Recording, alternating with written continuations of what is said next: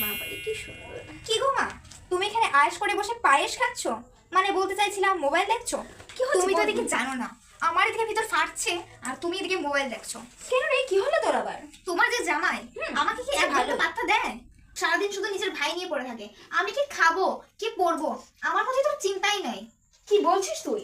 ওর যে চাকরির বেতন অর্ধেক বেতনই দিয়ে দেয়। যদি আমি জিজ্ঞাসা করব যে কত টাকা বেতন পাও, তখন আমাকে বলে না। তুমি এখন বলে দাও। আগে তো তোমার বুদ্ধিতে ওদেরকে সংসার থেকে আলাদা করলাম, আলাদা করেই বা কি উন্নতি হলো? ওই তো ও লেলিয়ে চলে ওদের সাথে। এই তোকে যে বলেছিলাম ওর পাসবুকটা আনতে, এনেছিস? এবার তো পাসবুকটা এনেছি, দাঁড়াও আমি নিয়ে আসছি। তাড়াতাড়ি নিয়ে আয়, আজকে হচ্ছে ওর, ভালো করে হচ্ছে। এই নাও পাসবুক। দাঁড়াও তো দেখি ভালো করে। দেখো কত টাকা মাইনে পাই। এত টাকা ওর অ্যাকাউন্টে ঢুকে আর বেরিয়ে যায়। ওই টাকা কি করে কি? কি আর করবে, দুঃখিনী মানুষকে দান করে, হাত খুলে দান করে। এত দিলখোলা মানুষ আমি জীবনে দেখি না। আমার এরকম মানুষ পছন্দও না। তোমাকে বলেছিলাম দেখে শুনে বিয়ে দাও, তুমি এটা কি করলে? কার সাথে তুমি আমাকে বিয়ে দিলে? আচ্ছা মা, মাথা গরম করিস না, দেখি কি হয়।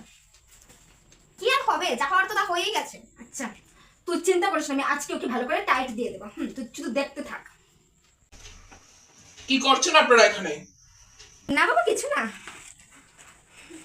আমার পাসবুক হাতে নিয়ে আপনারা কি করছেন?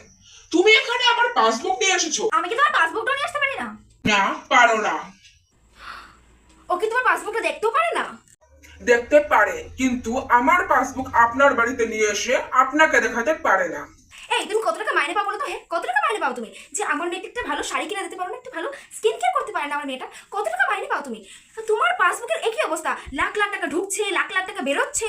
আমি কত টাকা মাইনে পাই সেটা আপনি জানতে পারেন, কিন্তু এরকম চুরি করে আমার পাসবুক আপনি দেখতে পারেন না। দেখলো তুই, তোর বড় আমাকে চোর বলছে। এটা কি চুরি? হ্যাঁ, এটা চুরি। তোমার মুখে কি কিছু আটকায় না? আর মাথা গরম করিস না রে মা, আর মাথা গরম করিস না। যেরকম মা তার সেরকম মেয়ে। তুমি তাড়াতাড়ি করে তোমার ব্যাগপত্র গুছিয়ে নাও, আজকে বিকালের ট্রেনে আমরা বাড়ি ফিরে যাব। চিন্তা করিস না রে, চিন্তা করিস না।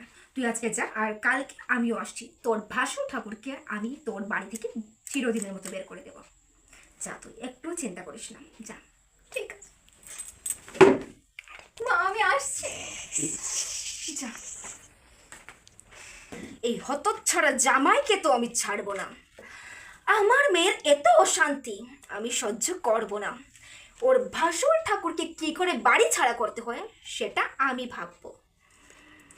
দেখবো ওই জামাই কি করে।